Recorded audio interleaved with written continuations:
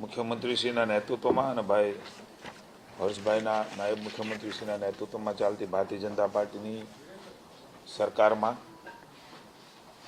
અલગ અલગ વિભાગોના બજેટના પ્રેઝન્ટેશન જે થઈ રહ્યા છે, ત્યારે આજે મને સોંપેલા વિભાગની બજેટનું પ્રેઝન્ટેશન કૃષિ, ખેડૂત કલ્યાણ,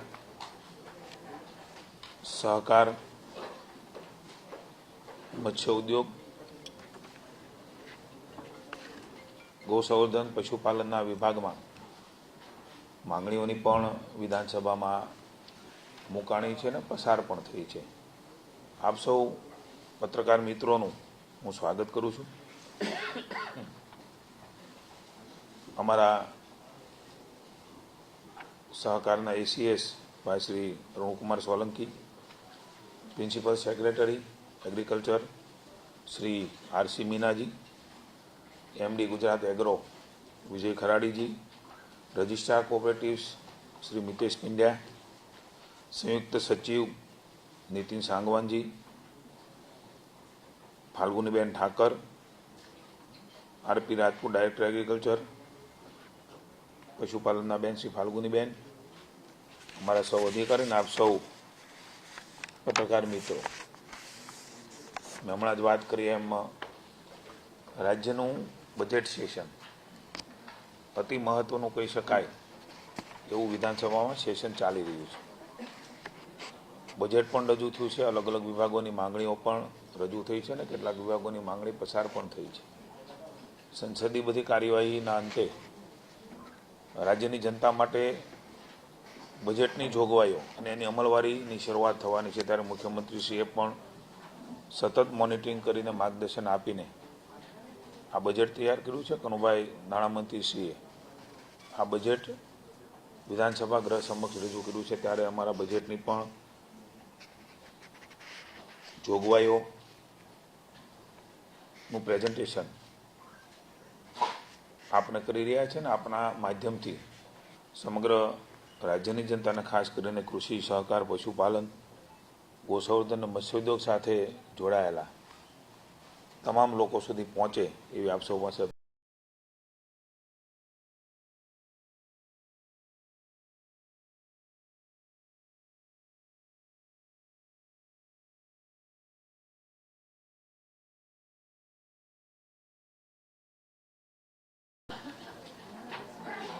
અહીંથી જ કરો ને, એના કેમેરામાં પ્રોબ્લેમ થશે અને ફ્રેમિંગમાં સમજાઈ ગયું.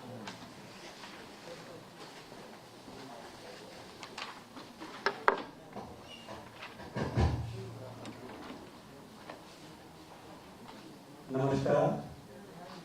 આજની પ્રેસ કોન્ફરન્સમાં ઉપસ્થિત અમારા કેબિનેટ મંત્રી માનનીય જીતુભાઈ વાઘાણી સાહેબ, ઈસીએસ સાહેબ, બધા અધિકારી મિત્રો, પત્રકાર મિત્રો, હું બધાનો કૃષિ, ખેડૂત કલ્યાણ અને સહકાર વિભાગથી સ્વાગત કરું છું અને એક નાનકડો પ્રેઝન્ટેશન જે બજેટ તૈયાર કર્યું છે એ આપણે સમક્ષ રજૂ કરું છું.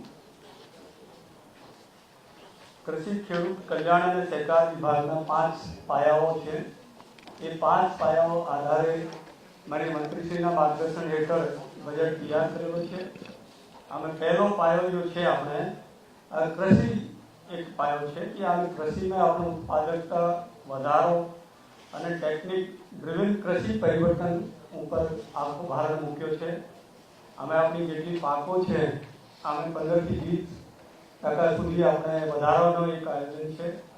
ડિજિટલ સાધનો અને તાલીમ અને નવીન ટેકનોલોજીનો ઉપયોગ એ ખાસ આ બજેટમાં નોંધ વાંચ્યો છે. પાક પદ્ધતિ બદલવાની, વધારે આવક અપાતી ટકાઉ ખેતીનો પ્રોત્સાહન માટે પણ આ બજેટમાં આપણે ફોકસ કર્યો છે. બીજો પાયો જો આપણો બાગાયતનો છે, આ પણ એક ખૂબ જ અગત્યનો છે. આ બધા મિત્રોને ખ્યાલ છે કે બાગાયત પાકોનો બાગાયતની જો ઉત્પાદન છે આનો ખૂબ મહત્વ પડ્યો છે. એટલે આપણો લક્ષ્ય છે કે આપણે બાગાયત વિસ્તારમાં 20% સુધીનો વિસ્તાર વધારવાનો લક્ષ્ય છે. અમે pack house, cold chain, food park, agri corridor બનાવવાની આપણી ખાસ બજેટમાં જોગવાઈ કરી છે. ગુજરાતને કૃષિ પ્રોસેસિંગ અને વિકાસનું કેન્દ્ર બનાવવાનું એ મુખ્ય ધ્યેય છે. ત્રીજો જો પાયો છે આપણે પ્રાકૃતિક ખેતી, જો રાસાયણિક ખાતરથી જેટલો નુકસાન થાય છે આને દૂર કરવા માટે માનનીય વડાપ્રધાન શ્રી, માનનીય મુખ્યમંત્રી શ્રી, માનનીય રાજ્યપાલ શ્રી, માનનીય મંત્રીશ્રીનો ખાસ અભિગમ છે કે આપણે પ્રાકૃતિક ખેતી તરફ વિશેષ ભારણ આપે. આને માટે પણ આ બજેટમાં ખૂબ સારી જોગવાઈઓ કરી છે. ચોથો પાયો પશુપાલન, દૂધ, મત્સ્ય ઉદ્યોગ ક્ષેત્રમાં પ્રગતિ ઉપર છે. આપણો ટાર્ગેટ છે 2047 સુધી આખા દેશમાં ગુજરાતનું દૂધનું ઉત્પાદન 10% સુધી થાય એ બાબતમાં પણ આપણે આના ઉપર ફોકસ કર્યો છે. પશુપાલકો, ખાસ કરીને મહિલા પશુપાલકોને વધુ સશક્ત બનાવવા માટે પણ ખાસ ભારણ આપ્યો છે. આધુનિક સુવિધાઓથી માછલી ઉત્પાદન અને નિકાસનો વધારો થાય, ખાસ કરીને ડીપ સી ઉપર ફિશરીઝનો વધારો થાય, આને માટે પણ આખી ખૂબ સારી જોગવાઈ અમે કરી છે. સહકાર આધારિત મજબૂત ગામડું અને આર્થિક કેન્દ્ર ગુજરાત બને આને માટે પણ બજેટમાં ભારણ આપ્યું છે. ખાસ કરીને પેક્સ ને ધિરાણ પૂરતી મર્યાદિતને રાખવા, બહુહેતુક આર્થિક કેન્દ્ર બને આના ઉપર ખૂબ ભારણ આપ્યું છે. ખેડૂતો, પશુપાલકોને લાભાર્થી નહીં પણ આર્થિક ભાગીદાર બનાવવાનું એ પણ અમે ખૂબ આપણે ધ્યાન આપ્યું છે. ગામ સ્તરે અનાજ સંગ્રહની નવી વ્યવસ્થા ઊભી કરવા માટે પણ બજેટમાં જોગવાઈ કરી છે. સહકારી સંસ્થાઓ વચ્ચે પરસ્પર નાણાકીય અને ટેકનિકલ સહકાર થાય, આપણી જો પેક્સ છે એ વર્લ્ડ ક્લાસ થાય અને આનું ટ્રાન્ઝેક્શન ઓનલાઈન થાય, રિયલ ટાઈમ થાય, આના ઉપર પણ ફોકસ કર્યું છે. આપણે જોઈએ તો ગુજરાત રાજ્યનો આખો બજેટ 4,08,000 કરોડનો છે. આમેથી કૃષિ અને સહકાર વિભાગને આ વખતે 24,022 કરોડ જો માનનીય મંત્રીશ્રીની અધ્યક્ષતામાં અને લીડરશીપમાં આમે ખૂબ જમ્પ થયો છે. જો ગઈ સાલ 22,498 કરોડ હતો, આમે ખૂબ માતબાર રકમનો બઢોતરી થઈ છે. અને આમે જો જુદા જુદા 4 આપણા સેક્શન છે, આમે કૃષિ સેક્શન જોઈએ તો અમે 18,549 કરોડ, પશુપાલન 2,130 કરોડ, મત્સ્ય ઉદ્યોગ 1,396 કરોડ અને સહકાર 1,946 કરોડની જોગવાઈ કરી છે. અને જેટલી આપણા લેટેસ્ટ જો વસ્તુ જોઈએ છે એ બધી આપણે જોગવાઈ કરી છે. અગત્યની જો ચાલુ બાબતોની આપણે વાત કરીએ તો જો બજેટમાં જોગવાઈઓ છે, કૃષિ પ્રભાગ જ્યાં સુધી વાત છે, અમે ટ્રેક્ટર અને ખેતીના ભારે સાધન સાથે કૃષિ યાંત્રિકરણનો વ્યાપ વધારવાની યોજનાને કરીબ 1,596 કરોડ જેટલાનો આપણે જોગવાઈ કરી છે. મુખ્યમંત્રી શ્રી પાક સંરક્ષણ સ્ટ્રક્ચર યોજનામાં 154 કરોડની જોગવાઈ કરી છે. ખેડૂત ખાતેદાર ખેડૂત અકસ્માત વીમા યોજના 146 કરોડને આજુબાજુની જોગવાઈ છે. બાગાયત ખાતાની યોજના માટે વાર્ષિક વિકાસ કાર્યક્રમમાં 744 કરોડની જોગવાઈ કરી છે. ગુજરાત પ્રાકૃતિક કૃષિ વિકાસ બોર્ડ અંતર્ગત 152 કરોડની જોગવાઈ છે. National mission on natural farming એ 89 કરીબ 90 કરોડની જોગવાઈ કરી છે. સંપૂર્ણ દેશી ગાય આધારિત પ્રાકૃતિક ખેતી કરતા ખેડૂત કુટુંબોને એક ગાય માટે નિભાવ ખર્ચ 150 કરોડ. સંપૂર્ણ રસાયણ મુક્ત ડાંગ જિલ્લો અંતર્ગત પ્રાકૃતિક ખેતી કરતા ખેડૂતો માટે 4.16 કરોડની જોગવાઈ કરી છે. આપ બધાને જાણીને આનંદ થશે કે ડાંગ જિલ્લામાં છેલ્લા 3-4 વર્ષથી કોઈ પણ રાસાયણિક ખાતરનો ઉપયોગ વગર પ્રાકૃતિક ખેતી થઈ રહી છે. પશુપાલક ડિવિઝનની વાત કરીએ તો જો મુખ્યમંત્રી શ્રી ગૌમાતા પોષણ યોजना में 500 કરોડની જોગવાઈ કરી છે. ગાભણ का બિયારણ થયેલી ગાય ભેંસ માટે ખાણદાણ માટે 61 કરોડ, મોટા દુધાળા પશુઓના ડેરી ફાર્મ સ્થાપના માટે 32 કરોડ, પશુઓના વંધત્વ નિવારણ માટેના કેમ્પ અને પશુ રોગ મેળાનું આયોજન માટે 18 કરોડ, 66 સિમેન્ટ ડોઝનું ઉત્પાદન 13 કરોડ, વાડી વાછરડી ઉછેર માટે 12 કરોડની સહાય, કચ્છ અને સૌરાષ્ટ્ર વિસ્તારના જિલ્લા દૂધ ઉત્પાદન સંઘો અને વિવિધ માળખાકીય સુવિધા વિકસાવવા માટે 5 કરોડની જોગવાઈ કરી છે. મત્સ્ય પ્રભાગની વાત કરીએ તો ચાલુ બાબતોમાં રાજ્યના નોટિફાઈડ 104 મત્સ્ય ઉત્પાદન કેન્દ્રો ખાતે માળખાકીય સુવિધા ઊભી કરવા માટે 361 કરોડની જોગવાઈ છે. માછીમારોને ડીઝલ ખરીદી ઉપર વેટ સહાય 300 કરોડની જોગવાઈ છે. બાબરા પાણીને મત્સ્ય ઉછેર એકમના સ્થાપના માટે 115 કરોડની જોગવાઈ કરી છે. દરિયાઈ મત્સ્ય ઉદ્યોગ ક્ષેત્ર વિકાસ સાધન ખરીદી ઉપર 107 કરોડની જોગવાઈ કરી છે અને સહકાર પ્રભાગમાં ખેડૂતો, પશુપાલકો, માછીમારો માટે વ્યવસાય માટે 1539 કરોડ અને ગોડાઉન બાંધકામ માટે સહાય માટે 21 કરોડની જોગવાઈ ચાલુ બાબત તરીકે છે. જો નવી બાબતો છે અગત્યની એ હવે આપને સમક્ષ હું રજૂ કરું છું. कृषि प्रभाग की बात करिए तो आज ड्रोन गाँव में खूब डिमांड है. खेडूतों पास मजूर नहीं होता એટલે ड्रोन टेक्नोलॉजी उपयोग करी किसान ड्रोन की खरीदी सहाय માટે 15 करोड़ आमे 500 જેટલા આપણે ड्रोन કિસાનોને મદદ આપી શકીએ.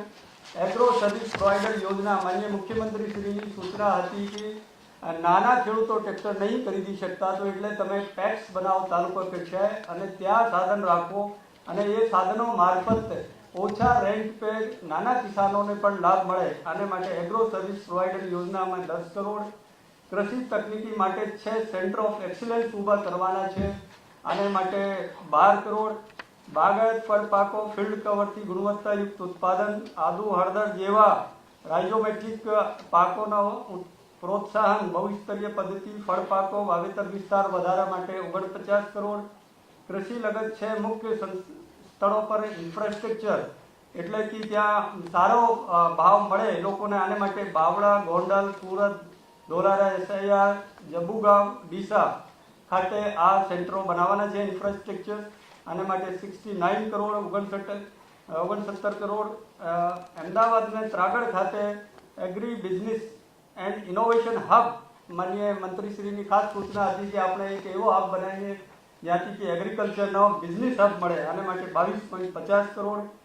બનાના ફાઇબર એક્સટ્રેક્શન અને બનાના પાવડર પ્રોસેસિંગ યુનિટ માટે ડિટેલ પ્રોજેક્ટ રિપોર્ટ તૈયાર કરવાના માટે 1 કરોડ. વડોદરા, આણંદ, ખેડા, નર્મદા જિલ્લામાં ખૂબ કેળની જો ફસલ છે ખૂબ અગત્યની છે તેના માટે આ જોગવાઈ કરી છે.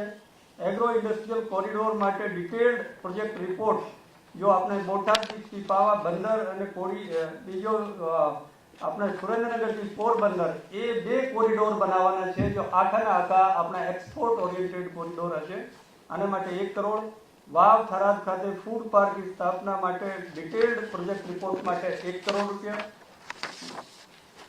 મિલેટ મૂલ્ય સંવર્ધન પ્રોસેસિંગ યુનિટ માટે ડિટેલ્ડ પ્રોજેક્ટ રિપોર્ટ માટે 1 કરોડ રૂપિયા. ગુજરાત કૃષિ વ્યવસાય અને નિકાસ પ્રોત્સાહન નીતિ આને માટે માનનીય મંત્રીશ્રીને ખૂબ આને લીડરશિપ લઈ અને આપણા જો કૃષિના જો ઉદ્યોગો છે આને પ્રોત્સાહન મળે આને માટે 10 કરોડની ટોકન જોગવાઈ છે. પર આ ક્યારની સૂચના પ્રમાણે અમે આને આગળ પણ લઈ જઈ શકશે. એગ્રો બિઝનેસ પોલિસી છે ને.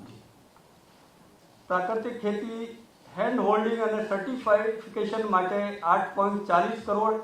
પ્રાકૃતિક ખેતી બધો જો સર્ટિફિકેશન છે હવે બ્લોકચેન મારફત થશે એટલે શહેરના જે ઉપભોક્તા છે અને આ ખાતરી થશે કે આ જો હું ઉપજ લઈ રહ્યો છું, આ જો પ્રોડક્શન છે આ ખરેખર પ્રાકૃતિક છે. એ વસ્તુ માટે પણ અમે આયોજન કર્યું છે.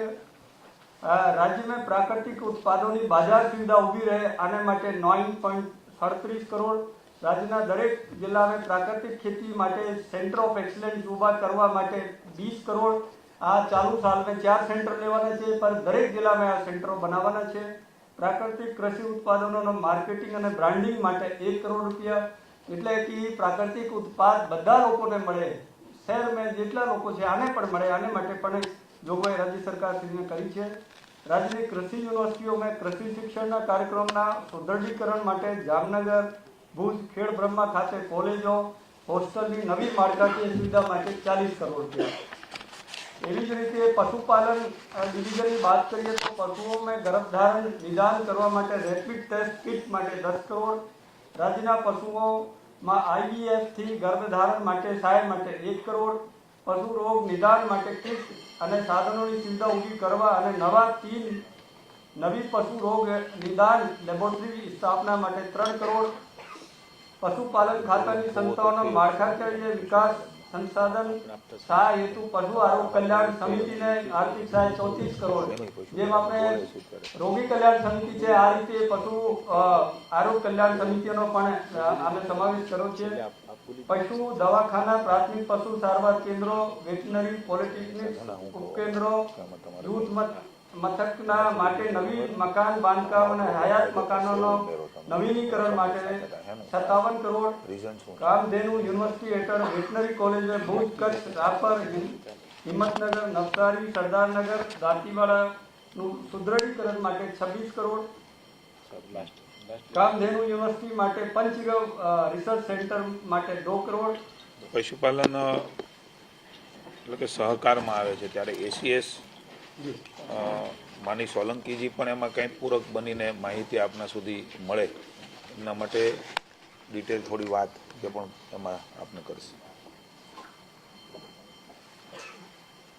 ચાલુ વર્ષે રાજ્ય સરકારે ખેડૂતો, પશુપાલક અને સહકારી ક્ષેત્રમાં સંકળાયેલા તમામ સભાસદો અને મત્સ્યોદ્યોગ સાથે સંકળાયેલા તમામ લોકો માટે કૃષિ વિભાગ અંતર્ગત સહકાર પશુપાલન મત્સ્યોદ્યોગ યોજનામાં ઘણી બધી નવી બાબતો અને ચાલુ બાબતોનો ઉમેરો કર્યો છે. હું થોડી વિગતો આપને ટૂંકમાં આપીશ કે પશુપાલનમાં ચાલુ યોજનામાં મુખ્યમંત્રી ગૌ માતા પોષણ યોજના છે. આ કોવિડ વખતે આ યોજના ચાલુ કરી હતી કે રજિસ્ટર્ડ ગૌશાળા અને પાંજરાપોળ છે એને દૈનિક સહાય આપવાની યોજના ચાલુ કરી હતી અને એમાં શરૂઆતમાં 7 મહિના માટે આપી હતી. પછી 22-23માં થોડી જોગવાઈ સુધારી કરી અને એનું નામ મુખ્યમંત્રી શ્રી ગૌમાતા પોષણ યોજના કરવામાં આવ્યું હતું. એમાં હવે અત્યારે પશુદીઠ એમાં દરેક ગૌશાળા અને પાંજરાપોળને સહાય કરવામાં આવે છે. એમાં અત્યાર સુધી લગભગ 1374.93 કરોડની સહાય આપવામાં આવેલી છે અને 25-26માં પણ એમાં જોગવાઈમાં વધારો કરવામાં આવેલો છે. આ ઉપરાંત જે મીના સાહેબે જે વિગતો વાત કરી હતી કે ગાભણ અને વિયાણ થયેલા ગાય ભેંસ હોય એને પણ ખાનદાન સહાય કરી છે કે દાખલા તરીકે જે ગર્ભાવસ્થામાં જે ગાય હોય એને ખોરાકની જરૂર પડે છે તો એમાં પણ દરેક લાભાર્થી દીઠ આપણે ગાય દીઠ આપણે 150 કિલોગ્રામ વિના મૂલ્યે દાણ આપીએ છીએ. એ સિવાય એ અને રાજ્યના તમામ પશુપાલકોને આ લાભ આપવામાં આવે છે. 25-26માં 33 કરોડની જોગવાઈ કરીને 84,728 લાભાર્થીઓને કરવામાં આવ્યું હતું. આ ઉપરાંત વિયાણ થયેલા પશુ હોય તો એકવાર વિયાણ થયા પછી પણ એને વધારે સારો ખોરાકની જરૂર પડે છે એટલે એમાં પણ પ્રતિ લાભાર્થી 150 કિલોગ્રામ વિના મૂલ્યે દાણ આપવામાં આવે છે અને એમાં પણ 25-26માં 33 કરોડનું કરી અને 83,270 લાભાર્થીઓને લાભ આપવામાં આવે છે. એનો અર્થ એ થયો કે રાજ્ય સરકાર એક અને માન્ય મુખ્યમંત્રીશ્રી, માન્ય કૃષિમંત્રીશ્રી અને અમે આખા રાજ્ય સરકારનો તમામ અભિગમ છે કે આપણી પશુઓમાં પણ એક નવી જાત એવી વ્યવસ્થિત થાય, મજબૂત પેદા થાય. ગર્ભાવસ્થા માતા ગાય માતા હોય, જાનવર હોય ત્યારે એ પશુ હોય ત્યારે એનું પણ જાળવણી કરવામાં આવે, એને પણ પોષણ પૂરું પાડવામાં એ ઇવન પછી જ્યારે બચ્ચું જન્મ થાય તેને પણ આપણે કે દાણના રૂપમાં એને વધારે સુદૃઢ થાય એટલા માટે કામ કરીએ છીએ. આ ઉપરાંત આપણે પશુપાલકોને મદદ કરવા માટે મોટા દુધાળા પશુના ડેરી ફાર્મ કરવા હોય તો 12 દુધાળા પશુ માટેનું આખું એક યોજના પણ કરેલી છે જેમાં આપણે ડેરી ફાર્મ કરવું હોય તો એને વ્યાજ સહાય આપીએ છીએ, પશુ વીમાનું પ્રીમિયમ કરી આપીએ છીએ, એને કેટલ શેડ બનાવી આપીએ છીએ, મિલ્કિંગ મશીન છે. આ પણ યોજના છે અને એમાં અનુસૂચિત જાતિ, જનજાતિ અને મહિલા લાભાર્થી હોય તો આપણે 1% વધારાની સહાય પણ આપવામાં આવે છે અને એની પણ આપણે ચાલુ વર્ષે બધી જોગવાઈને નાણાકીય કરી છે. છેલ્લા 3 વર્ષમાં લગભગ 2600 લાભાર્થીઓને 63 કરોડની સહાય કરવામાં આવેલી છે અને 18-19 જ્યારે બધી યોજના આવી ત્યારે અત્યાર સુધી 222 કરોડની યોજના કરવામાં આવી છે. આ ઉપરાંત પશુઓમાં વૈદ્યતા નિવારણ માટેના કેમ્પ હોય, પશુ આરોગ્ય મેળા જે વર્ષોથી આપણે બધા આપ સૌ જાણો છો એ લગભગ 2008-9થી ચાલુ થયા હતા. આજની તારીખ સુધી પણ પશુ આરોગ્ય મેળા ચાલુ છે અને દાખલા તરીકે હું તમને આંકડો તો 25-26માં અમે 4,497 જેટલા કેમ્પ કર્યા હતા અને 14 લાખ પશુઓને આમાં સારવાર કરવામાં આવી હતી. પછી હું બીજું એક વસ્તુ વાત કરું કે સેક્સ સિમેન્ટ ડોઝનું ઉત્પાદન આપણે રાષ્ટ્રીય ગોકુલ મિશન અંતર્ગત ભારત સરકારના સહાયથી આપણે પાટણ ખાતે એક સંસ્થા ઊભી કરેલી છે અને 7.80 લાખ સેક્સ સિમેન્ટ ડોઝનું થયેલું છે. આ ડોઝના ઉપયોગથી એની સફળતા એ છે કે 90% વધુ વાછરડી અને પાડીનો જન્મ થઈ રહ્યો છે. આ સિમેન્ટ ડોઝ આપવાનો ફાયદો આપણે પોતે પાટણ ખાતે પેદા કરીએ છીએ અને અમને દરેક લાભાર્થીને આપણે માત્ર આપણને લગભગ 600-700 રૂપિયા આપણને એનો ખર્ચો થાય છે, રાજ્ય સરકારને પડતર થાય છે, પણ આપણે પશુપાલકોને માત્ર 50 રૂપિયામાં આ કૃત્રિમ બીજદાનની સુવિધા પૂરી પાડીએ છીએ. હજી વધુ 8 લાખ સિમેન્ટ ડોઝ ઉત્પાદન કરવાનું આયોજન છે અને એમાં નાણાકીય જોગવાઈ પણ રાખી છે. પણ પછી અને બીજું કે 25-26માં અમારે એવું છે કે 2 વર્ષ સુધી જો પાડી વાછરડીનો વૈજ્ઞાનિક જે થયો હોય એને પણ પછી રડિયાળું ન મૂકી દે. અગાઉ આપણે કેટલની સહાય આપણે 150નું ખાંદાણ આપી છે. એવા જે પાડી અને વાછરડીઓ એને પણ આપણે સતત એનું વિકાસ જાળવવા માટે એમને આપણે કાપ સ્ટાર્ટર આપીએ છીએ, મિનરલ મિક્સચર આપીએ છીએ, સમતોલ દાણ ઊભું કરીએ છીએ. એના માટે પણ આપણે સતત એની જેમ આપણે મનુષ્યમાં પશુઓનું શિક્ષણોનું જે રીતે સતત આપણે ફોલોઅપ કરીએ છીએ એવી રીતે પશુઓમાં પણ જન્મ વિયાણ થયા પછી પણ એની પ્રગતિ માટે આપણે સતત મોનિટરિંગ કરી અને આપણું પશુધન વધુ વંશિક રીતે મજબૂત રહે માટે કામ કરીએ છીએ. આ ઉપરાંત આપણે બધા જ દૂધ ઉત્પાદક સંઘો આપ જાણીએ છીએ, બનાસ ડેરી, મહેસાણા ડેરી, આણંદ ને બધા બહુ જ મજબૂત છે, પણ કચ્છ અને સૌરાષ્ટ્રમાં પણ આ દૂધ ઉત્પાદક સહકારી સંઘોને આપણે બહુ મજબૂત કરવાની જરૂર છે. એની પણ નાણાકીય જોગવાઈ લગભગ 78 કરોડના પ્રોજેક્ટ રાખી અને રાજ્ય સરકાર દ્વારા આપણે એને ફાળવી કરી છે. અત્યારે પણ એમાં નાણાકીય જોગવાઈ રાખી છે, જેથી આપણે સૌરાષ્ટ્ર વિસ્તારમાં દૂધ ઉત્પાદક ક્ષેત્ર આપણે વધારે મજબૂત થઈ શકીએ. સહકાર ક્ષેત્રે વાત કરીએ તો વર્ષોથી આ યોજના ચાલે છે અને એની પણ ચાલુ રાખી છે કે સભાસદોને 7% વ્યાજ સહાય આપવામાં આવે છે. જેમ ભારત સરકાર સહાય આપે છે અને ગુજરાત સરકાર સહાય આપે છે, એમાં આપણે એને ઇન્ટરેસ્ટ સબવેન્શન સ્કીમ કહીએ છીએ. અને 25-26 માટે 1200 કરોડની જોગવાઈ કરી છે. પશુ બેંકના સભાસદો અને સહકાર ક્ષેત્રમાં જ્યારે લોન લે છે ત્યારે 7% એમને વ્યાજ સહાય આપણે એમને પરત કરીએ છીએ, જેથી એમાં પશુપાલન અને મત્સ્યોદ્યોગ જેવી સંકલન પ્રવૃત્તિઓ માટે પણ 2 લાખ રૂપિયા સુધી અને એની માછીમારો માટે 3 લાખ સુધીની આપણે એની જોગવાઈ કરીએ છીએ. અને આ યોજના લીધે માછીમારો, પશુપાલકો અને ખેડૂત પ્રવૃત્તિ સાથે સંકળાયેલા તમામ સભાસદોને આપણને વ્યાજ સહાય મળે છે. બીજું, સહકાર ક્ષેત્રમાં એક માનનીય વડાપ્રધાન સાહેબ અને માનનીય આપણા સહકારી મંત્રી શ્રી ભારત સરકાર ડૉક્ટર શ્રી અમિત શાહ સાહેબે આખું એક નવું સહકાર ક્ષેત્રને બહુ મૂળથી દ્રઢીકરણ કરવાનું પ્લાન કર્યું છે. આપણે માનનીય મંત્રી શ્રી સાહેબ એની વધારે વિગતો આપશે, પરંતુ એક વસ્તુ એમણે કરી કે ભાઈ સહકારી ક્ષેત્રમાં વિશ્વની સૌથી મોટી અનાજ સહાય યોજના થવી જોઈએ. આપણા ખેડૂતોના ઘરે ગોડાઉન આવવું જોઈએ. આપણી ક્રેડિટ સોસાયટી છે એને ગોડાઉન હોવું જોઈએ. દૂધ ઉત્પાદક સંઘોના ગોડાઉન હોવું જોઈએ. કેમ કે કુદરતી આપતા ઊભી થાય, વાવાઝોડું થાય, અસ્તિત્વ જ્યારે બધું આપણું થાય ત્યારે ખેડૂતોના પાકને નુકસાન ન થાય ત્યારે ગોડાઉન કેવી સહાય હશે, સંગ્રહ થશે અને ક્યારેક ભાવ ઓછા હોય ત્યારે પણ એનો સંગ્રહ કરી શકાય. ભવિષ્યમાં ભાવ ઊંચા થાય ત્યારે પણ વેચી શકાય. જો ગોડાઉન ના હોય તો ખેડૂતોથી માંડી ધિરાણ મંડળીઓથી માંડી તમામ સંઘોને પોતાનો માલ વેચવાની ફરજ પડે છે. એટલે ભારત સરકારના સહયોગથી આખી યોજના આપણે કરી છે અને રાજ્ય સરકારે પણ એમાં ગોડાઉન કમ પ્રોસેસિંગ યુનિટ કરવા માટે પણ મંડળીઓને બધાને સહાય કરી છે. પ્રાથમિક સહાયક મંડળીઓ, જિલ્લા તાલુકા ખરીદ વેચાણ સંઘ, દૂધ ઉત્પાદક સંઘ, તમામને આપણે 75% અને 500 metric ton, 2500 metric ton, 5000 metric ton એવા બધા ગોડાઉન ઉભા કરવા માટે પણ રાજ્ય સરકારે સતત પ્રયત્ન કરી રહ્યા છે. મત્સ્યોદ્યોગની વાત કરીએ તો વર્ષોથી આપણે મત્સ્યોદ્યોગને એક સેક્ટર તરીકે ઘણું અગત્યનું છે. આપણો દરિયાકાંઠો ઘણો મોટો છે, એટલે આપણે જે નોટિફાઈડ સેન્ટરો છે, દરિયામાં પણ બંદરો છે જેના પર માછીમારો લાગે છે, એવા 104 મત્સ્ય ઉત્તરાયણ કેન્દ્રો છે. એમાંથી આપણે 41 સેન્ટરોને ડેવલપ કરવા માટેનું આખું આયોજન કર્યું છે. ભારત સરકારે આખા દેશમાં 3 અદ્યતન બંદરો, સ્માર્ટ બંદરો તરીકે ડેવલપ કરવાનું ભારત સરકારે આયોજન કર્યું છે. એમાં એક આપણું ગુજરાતનું જખૌ છે, જેને પ્રધાનમંત્રી મત્સ્ય સંપદા યોજના હેઠળ આવરી લીધું છે, કે એના માટે પણ નાણાકીય જોગવાઈ બધી કરેલી છે. પછી આપણે આપણા 3 ક્ષેત્રો છે. દરિયાઈ ક્ષેત્ર છે, પછી ઇનલેન્ડ ક્ષેત્ર છે, જ્યારે આપણે ઉકઈ, ધરોઈ, આ બધા લોકલ ઇનસાઇડ ડેમો છે એમાં મત્સ્યોદ્યોગ વધારે થાય. અને ત્રીજું આપણું એક્વાકલ્ચર, જે ભાભરા પાણી કહીએ છીએ, દરિયા અને આપણે ઇંગ્લેન્ડની વચ્ચે જે છે એમાં ઝીંગા ઉછેર છે. આ 3 ક્ષેત્રના વિકસાવવા માટે આપણે રાજ્ય સરકારે દરિયાઈ મત્સ્યોદ્યોગ માટે સાધનો પૂરા પાડવા માટે, પ્રોસેસિંગ પ્લાન્ટ બનાવવા માટે, વેલ્યુ એડિશન મશીનરી ખરીદવા માટે, પ્રોસેસિંગ પ્લાન્ટના અપગ્રેડેશન માટે, રેફ્રિજરેટેડ વાહન ખરીદવા માટે એ યોજના કરી છે. ઇવન નાના મચ્છીમારો જે દરિયાકાંઠે જાય છે એમને આપણે ગિલ નેટ આપીએ છીએ, જીપીએસ આપીએ છીએ, લાઈફ સેવિંગ ઇક્વિપમેન્ટ આપીએ છીએ, ઇન્સ્યુલેટેડ બોક્સ આપીએ છીએ. એવી રીતે એમને માછીમારોની જાળ ને બધું આપવાનું છે.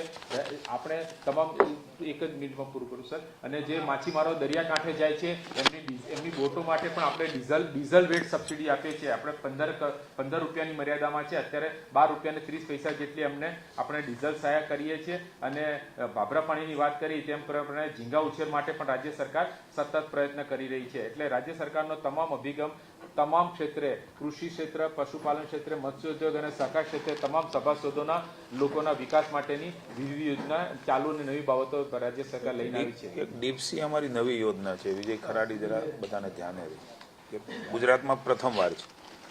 દક્ષિણના રાજ્યોમાં એ સારું ચાલે છે. નમસ્કાર. ડીપસી બેસેસમાં આપણે ગુજરાતમાં શરૂઆત કરી રહ્યા છીએ, ખાસ કરીને પ્રધાનમંત્રી મત્સ્ય સંપદા યોજના હેઠળ. અને ગુજરાતમાં જ્યારે ડીપસીની આપણે વાત કરતા હોઈએ ત્યારે ખાસ કરીને 12 નોટિકલ માઇલથી લઈને 200 નોટિકલ માઇલનો જે એરિયા છે એમાં પુષ્કળ પ્રમાણમાં માછલી ઉત્પાદન અને અન્ય જે સીફૂડ છે એ મળતું હોય છે. એને ધ્યાનમાં રાખી અને માનનીય પ્રધાનમંત્રીશ્રી, માનનીય મુખ્યમંત્રીશ્રી અને માનનીય મંત્રી સાહેબે નિર્ણય લીધો છે કે આપણા માછીમારો જે છે નોર્મલી 12 નોટિકલ માઇલથી 40-50 નોટિકલ માઇલ સુધી જતા હોય છે. એની આગળ જે ડીપ સી અને હાઈ સી છે, હાઈ સી એટલે નોર્મલી 200 નોટિકલ માઇલ પછીનો જે વિસ્તાર છે, એમાં જે માછીમારીનું ખેડાણ થવું જોઈએ એ ઓછા પ્રમાણમાં થાય છે. એના માટે આપણે કેવી રીતે આપણા માછીમારો છે એને વધારે મજબૂત બનાવી શકીએ અને ડીપ સી વેસલ્સ બનાવી શકીએ જેથી એ લોકો ત્યાં સુધી જઈ શકે, એના માટે આ વખતે આ યોજના આપણે લઈ આવ્યા છે. અને એમાં ખાસ કરીને જે આપણો એક્સક્લુઝિવ ઇકોનોમિક ઝોન છે અને ત્યાં આપણે જે માછલીઓ વધારે પ્રમાણમાં મળી રહે એના માટે આ યોજના આ વખતે મૂકવામાં આવી છે. અને સદર પ્રોજેક્ટ યુનિટ સ્કોટ જે છે આનો એ 120 લાખ રૂપિયા છે. એની 50% સહાય એટલે કે 60 લાખ જેવી સહાય છે એ આ ડીપસી વેસલ ઉપર આપણે આપવાના છીએ. આ અંતર્ગત આ વર્ષે આપણે ગુજરાત રાજ્યની વાત કરીએ તો ખાસ કરીને આપણા જે મોટા મત્સ્યના વિસ્તારો છે, ખાસ કરીને વેળાવળ, પોરબંદર, ઓખા, આ બધા વિસ્તારોમાં ડીપસી વેસલ્સનું કામગીરી થઈ રહી છે. અને 2026-27ના ઘટકમાં કુલ 30 જેટલી ડીપસી વેસલ્સ બને અને 15 કરોડ જેટલો જે મહેસૂલી ખર્ચ આપણે થઈ શકે એ બાબત આ વખતે સૂચવવામાં આવી છે. Thank you. ડીપસી એટલે વિજયભાઈ, હજી પણ મારી વિનંતી છે, બહુ સારું છે આપણા માટે, ઓપોર્ચ્યુનિટી સારી છે. દક્ષિણના રાજ્યોમાં જે પ્રકારે મત્સ્ય ઉદ્યોગ વિકસ્યો છે એમાં ભૂપેન્દ્રભાઈના નેતૃત્વમાં અમારા વિભાગે નક્કી કર્યું છે કે ખૂબ ઓપોર્ચ્યુનિટીઝ છે માછીમારો ભાઈઓ માટે. એમાં ઘણા ઇનિશિયેટિવમાં ડીપમાં તમે ડીપસીમાં કેવી રીતે કામ થાય છે અને ડીપસીમાં એક્સપર્ટ ત્યાંને ત્યાંથી એક મોટા વેસલ સાથે સીધું મધર વેસલ સાથે પેકિંગ થાય છે. બહુ મહત્વની જોગવાઈ કરી છે અને આમાં ખૂબ આવનારા વર્ષમાં આપણું અર્થતંત્ર મજબૂત થશે એવો અમને ભરોસો છે. એટલે થોડી હમણાં વાત કરશે. હા, એ તો છે જ, પણ ડીપ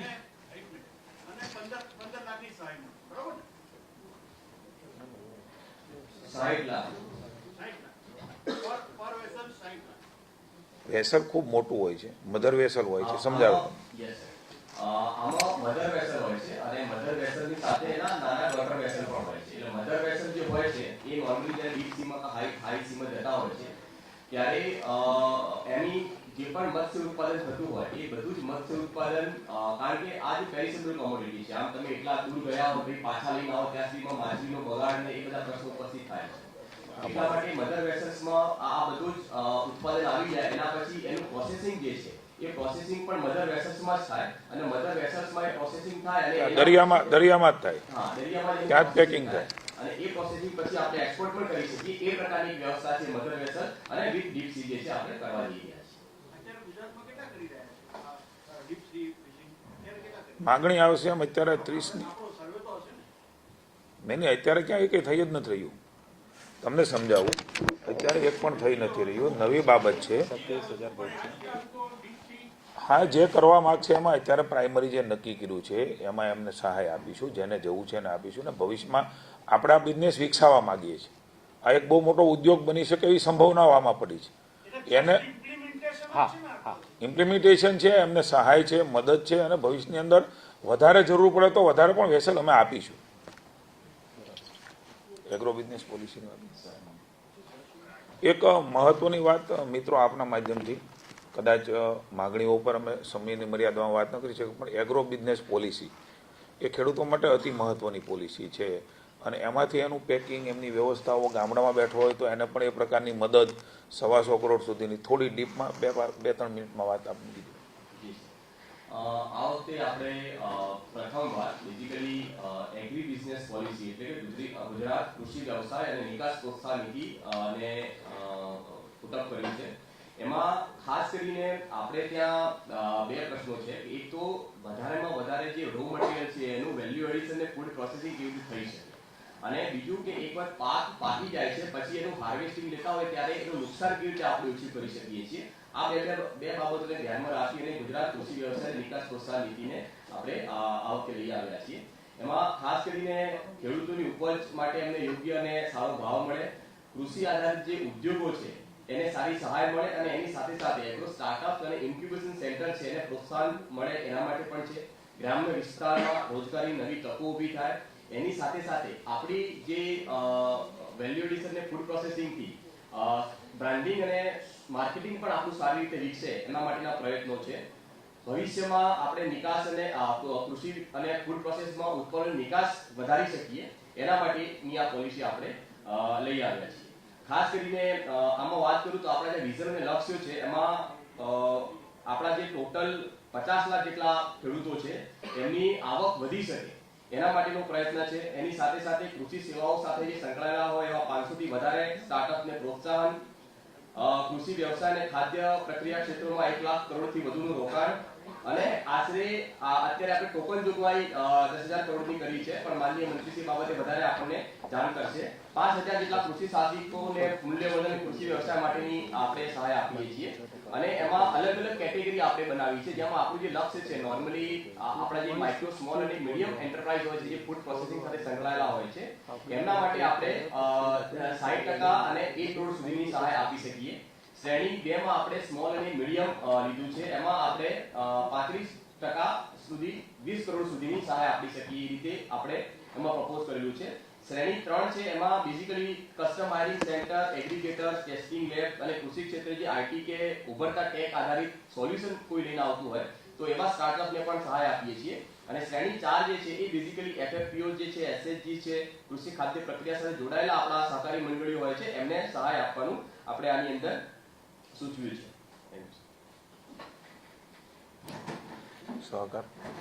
સહકારના 2-3 ઇનિશિયેટિવ માની મોદી સાહેબના નેતૃત્વમાં અમિતભાઈ લીધા છે. 2 મિનિટ તમારે જે ગોડાઉન વાળો વિષય છે ખાસ કરીને ટેક્સ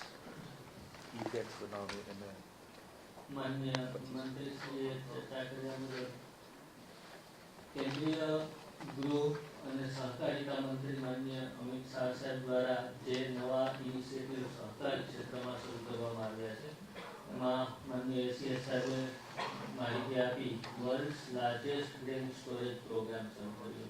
આપણે જાણીએ છીએ આવી યુદ્ધ જેવી સ્થિતિમાં આપણા માટે અનાજ અને ખાદ્ય ચીજવસ્તુઓનો સંગ્રહ કેટલું મહત્વ ધરાવે છે, ત્યારે માનનીય અમિત શાહ સાહેબનું વિઝન એ દિશામાં આજથી 1 વર્ષ પહેલાથી શરૂ થઈ ગયું હતું અને એમણે આ પ્રોગ્રામ આપ્યો, જેના માધ્યમથી સહકારી મંડળી હોય, એપીએમસી હોય, ખરીદ વેચાણ સંઘ હોય, જિલ્લા, તાલુકા અને રાજ્ય કક્ષા સુધી આ તમામ પ્રકારની સરકારી સંસ્થાઓ છે એ વેર હાઉસીસ ગોડાઉન બનાવે, સારી ક્વોલિટીના ગોડાઉન બને અને એમને એફસીઆઈ કોર્પોરેશન ઓફ ઇન્ડિયા 9 વર્ષના ભાડાપટ્ટે લેવા માટે, ભાડેથી લેવા માટે પણ બાહેધરી આપે છે.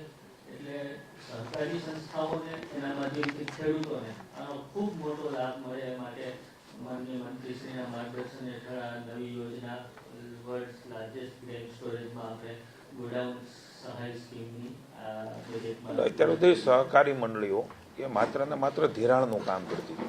હવે એને વ્યાવસાયિક રીતે અર્થતંત્ર મજબૂત થાય, ગ્રામીણ અર્થતંત્ર, અને એના આધાર પર બિઝનેસ કરે એ પ્રકારે ઇનિશિયેટિવ માનની વડાપ્રધાનશ્રીના નેતૃત્વમાં અમિતભાઈ સૌપ્રથમ વાર લીધો છે. એવું જે અમરેલા બનાવ્યો છે સહકારી બધી બેંકોનો, એટલે કે બધું કોઓપરેશન એમાઉન્ટ કોઓપરેટિવ, એટલે બધું સહકારનું તંત્ર આખું સહકારમાં જ પૈસો રહે, સર્ક્યુલેશન રહે. જેમ ભારત ટેક્સી કરી, રિક્ષા કરી, આ જ પ્રકારે સહકારી ક્ષેત્રને ખાનગી બેંકોથી પણ વધારે મજબૂત બની શકે એવી મોટી તાકાત એ ધરાવે છે. અમિતભાઈએ ખૂબ સરસ પ્લાનિંગ એમનું કર્યું છે. દાખલા તરીકે આપણે નવી જ્યારે ખરીદી કરતા હોઈએ છીએ તો લાખો મેટ્રિક ટન ગોડાઉનો જોઈએ છે, એ ગોડાઉનો ભાડે લઈએ છીએ. તો કેમ આપણું સહકારી ક્ષેત્રમાં ગામડામાં બેઠેલી મંડળી અલગ અલગ વ્યવસાય પણ કરી શકશે? એના પણ સુધારાઓ અને ખૂબ સરસ માનનીય અમિતભાઈએ કર્યા છે. અને એ પ્રકારે રાજ્યમાં લાખો મેટ્રિક ટન અને 9 વર્ષ સુધી ભાડે એફસીઆઈ લઈ લેશે, એટલે સિક્યુરિટીની દૃષ્ટિએ કોઈ પ્રોબ્લેમ આર્થિક રીતે ન રહે ને એ પ્રકારનું પ્લાનિંગ એમાં થયું છે. જીસી બેંક દ્વારા દરેકને 200 કરોડ દર મહિને મળે છે, માઇક્રો એટીએમથી પૈસા બેંકોમાં એસબીઆઈ ગઈકાલે વાત કરી છે, 200 કરોડ રૂપિયા રોજ દૂધ ધારકોને એમના ખાતામાં મળે છે. મિત્રો, બધી વિગતો અમારા વિભાગને આપની સમક્ષ મૂકી છે, થોડી ડિટેલ પણ મૂકી છે. બજેટ એ બહુ મોટી વસ્તુ છે, આમાંથી પણ ખૂબ બધી વાતો. એ દાખલા યાંત્રિકરણની વાત થઈ તો અમે 400 કરોડનું બજેટ રાખ્યું, આ વખતે 750નું છે. તો 350 કરોડ નાના યાંત્રિક સાધનોમાં વધારો કર્યો છે, પણ ઘણા જૂની બાબતમાં નવી બાબત તરીકે આમાં 350-400 કરોડ રૂપિયા વધારો થઈ રહ્યો છે. એટલે નાના નાના સાધનો એનો પણ ખેડૂતોને જરૂરિયાત હોય છે, તો એનો પણ વધારો એ ઉત્તરોત્તર આમાં કરતા ગયા છે.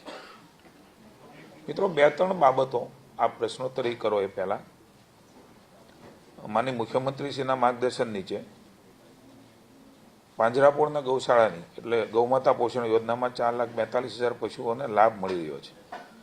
એ તારીખ આપણે 22-23ના વર્ષની એ તારીખો હતી. એમાં સુધારો કરીને 31/12/2025 સુધી જેટલી પણ ટ્રસ્ટ એ નોંધાયેલા હોય એ નોંધાયેલા ટ્રસ્ટોને પણ આ સહાય મળશે. ઓછામાં ઓછો 20 કરોડ રૂપિયાનો નવો બોજો કે ગૌમાતા પોષણ યોજનામાં. એટલે કે પુનઃ એકવાર કહું, 31/12/2025 સુધી, બરોબર છે મેડમ, નોંધાયેલા જેટલા પણ ટ્રસ્ટો છે, 22 પહેલાં નોંધાયેલાને જ મળતું હતું. હવેથી માની મુખ્યમંત્રીશ્રી નિર્ણય, અમારા વિભાગે નિર્ણય લીધો છે, અમે માર્ગદર્શન નીચે, કે હવે પછી જે પાંજરાપોળના ગૌશાળાઓ છે એ 31/12/2025 સુધીમાં જે નોંધાયેલા છે એ બધાને ગૌમાતા પોષણ યોજનાનો લાભ એ હવેથી મળવાનો છે. 500 ગામ પ્રાકૃતિક ખેતી તરીકે જે બજેટમાં સીધી જોગવાઈ નથી, પણ મુખ્યમંત્રીશ્રી અને નાણામંત્રીશ્રી અમારા વિભાગને કહ્યું છે કે તમે અમને માગણી કરશો એટલે અમે તમને આપી દઈશું. 500 ગામ માની વડાપ્રધાનશ્રી, માની મુખ્યમંત્રીશ્રી અને આપણા રાજ્યપાલશ્રી જે પ્રકારે કામ કરી રહ્યા છે, અને આપ જોશો તો પ્રાકૃતિક ખેતી ઉપર વિશેષ ધ્યાન કે આમાં ફોકસ થયું છે નવી બાબતોમાં. તો 500 ગામ એક સાથે સંપૂર્ણ ગામ પ્રાકૃતિક ખેતી કરતા થાય એના માટેના 113 કરોડ રૂપિયાની પણ માગણી એ અમે અલગથી કરવાના છે, અને મંજૂરી માટેની પણ માની મુખ્યમંત્રીશ્રીએ વાત કરી છે.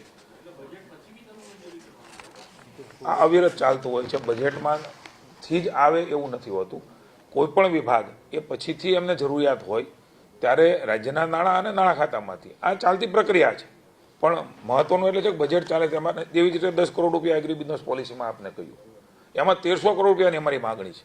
ટોકન 10 કરોડ મૂક્યા છે, પણ એ 1300 કરોડ રૂપિયા અમને આપવાના છે આપણું ફાઇનાન્સ ડિપાર્ટમેન્ટ. એટલે આ 25,000 કરોડથી પણ વધારાનું બજેટ એ અમારું થવાનું છે, પણ એ ટોકન બજેટ કરીને આખો અમે એને વિગતો આપીશું કે અમારે આ પ્રકારે આ પોલિસીમાં જરૂરિયાત છે, તે પ્રકારે અમને મંજૂરી આપવાની અમને આ પાડી છે. એટલે 300 ફૂટ એ શેડ ખેતરમાં બનાવવા માટેની અત્યાર સુધી સહાય રાજ્ય સરકાર કરતી હતી. આ વખતે અમારા કૃષિ વિભાગે નક્કી કર્યું છે કે 600 ફૂટ સુધીનો શેડ એ બનાવે તો એમને પણ 1 લાખ રૂપિયાની સહાય 300 ફૂટના શેડમાં હતી. એ રીતે 600 ફૂટનો શેડ, કારણ કે નાનો પડે, ક્યાં એને સાચવે, જે પ્રકારે કમોસમી વરસાદ, જે પ્રકારે અન્ય રીતે વરસાદો આવી રહ્યા છે, પૂર હોય, એવા વખતે એમની જણસ સચવાઈ રહે, એમનું ઉત્પાદન સચવાઈ રહે, ફળ ફળાદી શાકભાજી સચવાય. એના માટે પણ એક મહત્વનો નિર્ણય એ અમારા વિભાગ દ્વારા કરવામાં આવ્યો છે. થેન્ક યુ મિત્રો.